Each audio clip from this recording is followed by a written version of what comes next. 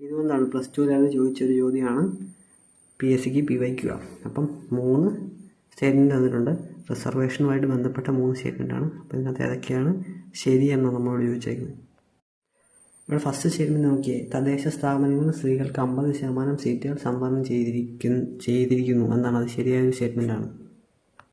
ശരിക്കുമുള്ള 73rd അമെൻമെൻറ്റിൽ panchayat Raj ആക്ടിൽ actually എത്രയാണ് 33% മാത്രമേ വുമൻസിന് റിസർവേഷൻ ഉള്ളൂ. പക്ഷേ പല സ്റ്റേറ്റുകളും എന്താണ് അത് കയറ്റി 50% ആക്കിയിരിക്കും. നമ്മുടെ കേരളത്തിലും അത് 50% ആണ്. പഞ്ചായത്ത് രാജ് പോലെയുള്ള സ്ഥാപനങ്ങളിലേക്ക് 50% സ്ത്രീകൾക്ക് റിസർവേഷൻ ഭൂരിപക്ഷ സ്റ്റേറ്റുകളും കൊടുത്തിട്ടുണ്ട്. അപ്പം എന്താണ് അങ്ങനെ ഈ ഫസ്റ്റ് സ്റ്റേറ്റ്മെൻറ്റ് ശരിയാവുന്നു. ഇനി ഇവിടെ നമുക്ക് രണ്ടാമത്തെ സ്റ്റേറ്റ്മെൻറ്റ് നോക്കാം. ജനസംഖ്യാനുപാതമായി സംവരണ SC ST വിഭാഗങ്ങൾക്ക് നൽകുന്നു എന്ന് പറയുന്ന സ്റ്റേറ്റ്മെൻറ്റ് ശരിയായ ഒരു സ്റ്റേറ്റ്മെൻറ്റാണ്. നമുക്ക് കേരള നിയമസഭ എടുത്താൽ തന്നെ അറിയാം എന്താണ് 140 മണ്ഡലങ്ങളുള്ളതിൽ 14 SCക്കും 2 STക്കും റിസർവ്ഡാണ്. ഈ ST റിസർവ്ഡ് സീറ്റ് ഏതൊക്കെയാണ്? 1 മാനന്തവാടി, 2 എന്താണ് സുൽത്താൻ ബത്തേരി. അപ്പം ഇത് രണ്ടും എന്താണ് ST പോപ്പുലേഷൻ കൂടുതലുള്ളതുകൊണ്ട് അവിടെ 2 സീറ്റും ST റിസർവ്ഡ് സീറ്റാണ്. ഇത് അത് തന്നെയല്ലേ പറഞ്ഞേക്കുന്നത് നോക്കിയാൽ ജനസംഖ്യാപരമായി പ്രപ്പോർഷണലായിട്ട് ടോട്ടൽ പോപ്പുലേഷൻ്റെ പ്രപ്പോർഷണലായിട്ട് SC ST വിഭാഗങ്ങൾക്ക് നൽകുന്നു. ഇത് തന്നെ എന്താണ് ഈ പാറ്റേൺ തന്നെ ജില്ലാ പഞ്ചായത്തിലും ബ്ലോക്ക് പഞ്ചായത്തിലും ഗ്രാമപഞ്ചായത്തിലും ഫോളോ ചെയ്യുന്നു.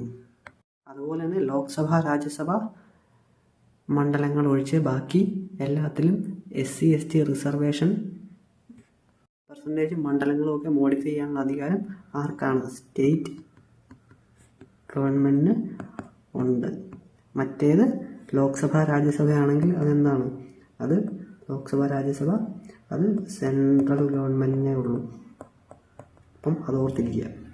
ഇവിടെ മനസ്സിലാക്കേണ്ട എന്താ കാര്യം എന്ന് വെച്ചാൽ സ്റ്റേറ്റ് ഗവൺമെൻറ്റിന് സ്റ്റേറ്റിനകത്തുള്ള കാര്യങ്ങളിൽ മാത്രമേ അവർക്ക് റിസർവേഷൻ കൊടുക്കാൻ പറ്റത്തുള്ളൂ.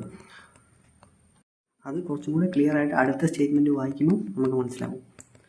നമുക്ക് അടുത്ത സ്റ്റേറ്റ്മെൻറ്റ് വായിക്കാം. ആവശ്യമെങ്കിൽ സംസ്ഥാനങ്ങൾക്ക് OBC വിഭാഗത്തിനും സംവരണം നൽകാവുന്നതാണ്. അതെന്താണ് ശരിയായിട്ടുള്ളൊരു സ്റ്റേറ്റ്മെൻറ്റാണ്. സ്റ്റേറ്റ് ഗവൺമെൻറ് അധികാരമുണ്ട് ഒരു കമ്മ്യൂണിറ്റിക്ക് OBC റെക്കഗ്നൈസേഷൻ കൊടുക്കാൻ.